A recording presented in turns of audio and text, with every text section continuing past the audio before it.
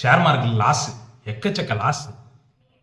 என்ன பண்ணுறதுன்னு தெரியல அப்படின்னு சொல்லிட்டு நிறைய பேர் நியூஸில் பார்த்துருப்பீங்க என்ன நடந்திருக்குன்னு. இதெல்லாம் என்ன சொல்கிறேனே தெரில. இதுலேயுமே போய் தெரியாமல் கொண்டு போய் பணத்தை போடுறீங்க. பணத்தை போட்டுவிட்டு ஐயையோ அப்படின்னு சொல்லிட்டு குத்துதே குடையுதேன்னா என்ன செய்ய முடியும்? எத்தனை பேர் சீட்டு கம்பெனி போட்டு பணம் போட்டு எக்கச்சக்கமாக தெரிஞ்சோ தெரியாமல் பணத்தை போட்டு எல்லாம் இது பண்ணுறீங்க. ஃபஸ்ட்டு ஒரு பொருள் வந்து எப்போ ப்ரைஸ் வாங்கணும்? இப்போ சிம்பிளாக ஒரு எக்ஸாம்பிள் சொல்கிறேன். இந்த பென் இருக்குது. இந்த பெண்ணை எவ்வளோ வாங்கலாம்?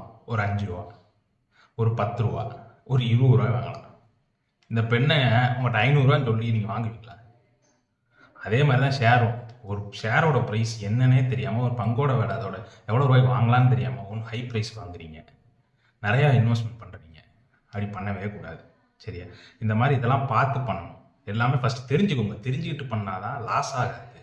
அப்போ தான் எப்படி மணி மேனேஜ்மெண்ட் பண்ணணும்னு தெரியும். இன்னொன்று எல்லாம் போய் ட்ரேடிங் பண்ணுறீங்க. ஆப்ஷன் ட்ரேடிங்லாம் பண்ணுறது வந்து ரொம்ப ரொம்ப ஸ்கில் வேணும். நம்மளுக்கு ஷேரை பிக் பண்ணுறதுக்கே தெரிய மாட்டேங்குது. நம்ம எப்படி ஆப்ஷன் ட்ரேடிங் பண்ணலாமா? நான் சொல்கிறேன், மக்களே புரிஞ்சுக்கோங்க. இந்த மாதிரிலாம் பண்ணி கஷ்டப்பட்டு சேர்த்து வச்சு இந்த காசை கொண்டு போய் வேஸ்ட் ஆக்கிடுறாங்க. காசும் போச்சு. நியூஸில் பார்த்துருக்கீங்களா? அந்த மாதிரி பண்ணுறது இதாயிடும். சரியா? அந்த மாதிரிலாம் எதுவும் பண்ணாதீங்க.